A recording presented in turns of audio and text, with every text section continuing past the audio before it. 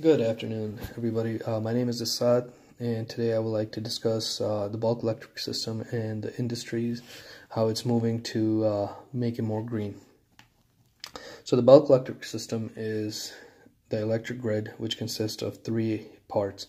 It is the generation that is attached, it is the transmission lines, 100 kV or higher, and finally it is the load or distribution side of it. So each one plays a very vital role in maintaining the actual health of the system.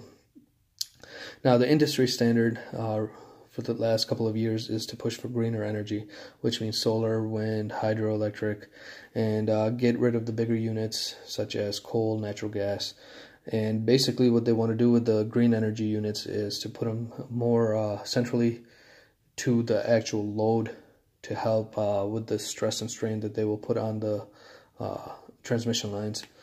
Now the issue with this is that if they do that, these units might not have the reactive resources to actually send power to farther than just where they're located.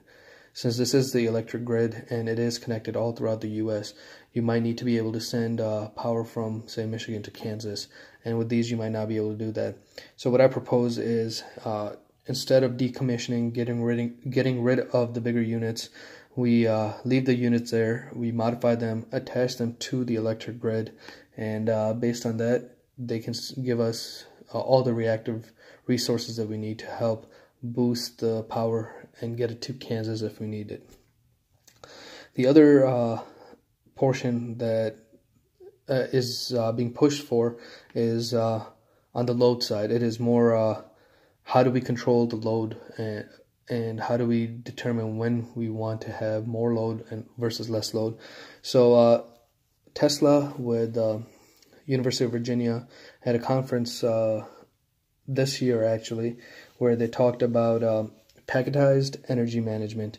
Basically what that is, on the load side, you have three different types of load. You have the resistive, capacitive, and inductive.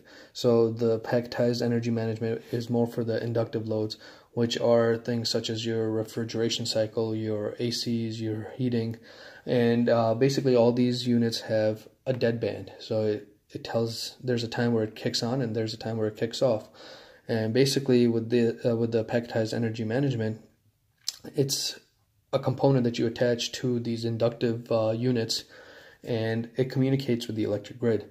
The electric grid on a normal day-to-day basis has a load cycle or prediction and a generation prediction. Like, we required so much generation to cover so much load.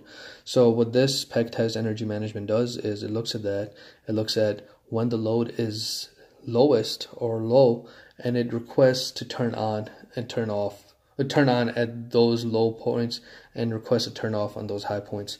So basically what it does is for us, it will make our curve, our load versus supply curve, much more stable, much more flat, which will improve our reliability and it will reduce our resources. Obviously with the packetized energy management, it will take time to take effect.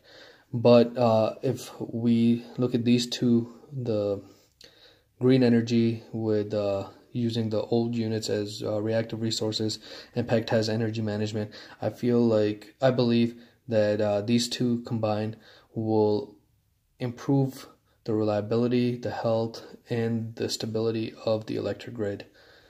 Thank you.